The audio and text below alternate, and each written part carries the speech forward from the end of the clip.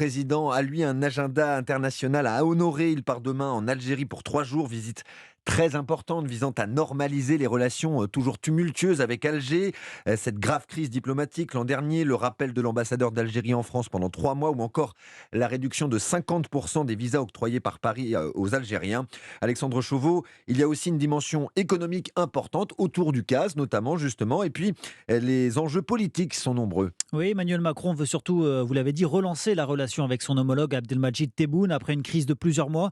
Alors si l'Élysée parle d'une visite tournée vers la jeunesse et l'innovation, c'est bien la question de l'immigration qui sera au cœur de ce déplacement, et notamment celle de l'augmentation du nombre de visas que Paris se dit prête à délivrer en échange de l'octroi des laissez-passer consulaires par Alger, ces âmes indispensables pour permettre le retour des clandestins algériens expulsés du territoire français. Autre enjeu, la question mémorielle. Quelques mois après les commémorations des 60 ans des accords d'Évian, Emmanuel Macron veut poursuivre son entreprise d'apaisement des mémoires. Il sera accompagné par l'historien Benjamin Stora, auteur d'un rapport sur le sujet. Enfin, sur le plan diplomatique, Emmanuel Macron veut tenter de contrer l'influence russe en Algérie, influence politique, économique et surtout militaire, alors qu'Alger et Moscou ont récemment effectué des manœuvres conjointes à la frontière avec le Maroc.